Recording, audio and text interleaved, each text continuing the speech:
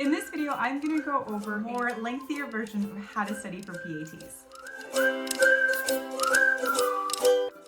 All right, so number one, and I'm going to expand on this a little bit more in this video, is really knowing your terminology. The PAT and many final exams like it really want to make sure you know what the terms are, the differences between terms that are similar, and how all these terms connect to one another. The second thing you're going to want to do is make sure you annotate all over that final exam. So the final exam, especially PATs and diplomas, they like to give a lot of text. Your job is to pull out the important information from that text, including terminology and what the question is asking you. The other suggestion I have is as you go through the options to cross them off. Every time you can eliminate something, it brings you one step closer to the answer. And if you, for many reasons, are not able to actually write on the test, use scrap paper and jot all your notes there. Okay, so with number 3, this is probably one of my favorites. I use this tool all the time in the classroom. So what you're gonna wanna do is you're going to want to make index cards. And those index cards, sorry, my examples are right in front of me. You may want those index cards to look something like this. So here, if we notice, I have the definition. So that is the definition you pull from like your textbook, any online resource. It's the true scientific definition. Then you want the definition in your own words.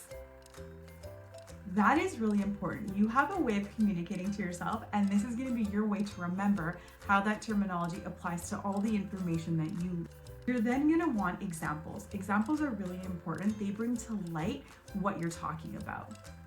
You're then going to want non-examples. So non-examples, my best way to do this is to do examples that would be from the opposite of that term.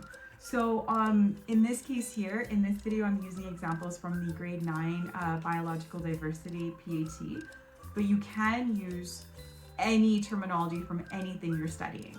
So for this, my examples that are specific to a broad niche, the role that an organism plays, would be best for non-examples in a narrow niche. And then finally, you are going to want to use some pictures. Now I've got some hints here on the screen for you just to help you out.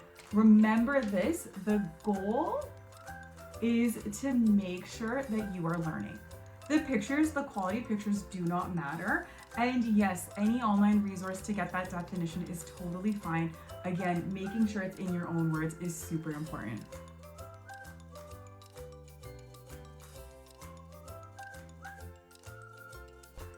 All right, so let's say we are looking at the differences between these two terms here.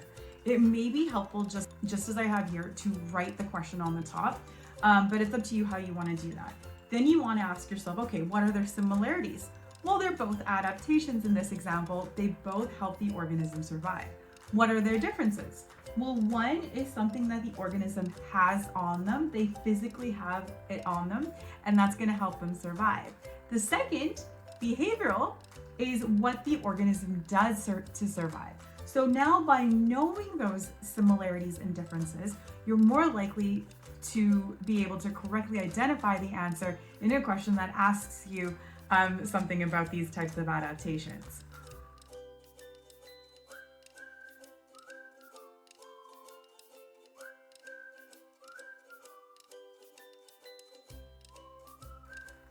All right, so once you are clear about that terminology, let's say I want to build some more connections. I might look at this and I might compare it to this term here. Well, I know that if an organism has a narrow niche, it's only able to survive in one type of environment. So I might draw a line to show the connection between those two terms. Now I can do it physically here if I'm feeling like I need to move around when I study, or I can draw this on paper and draw each of these as bubbles with connections between them. And then finally, one of the things that I think is so underrated but so important is to talk to a friend about learning.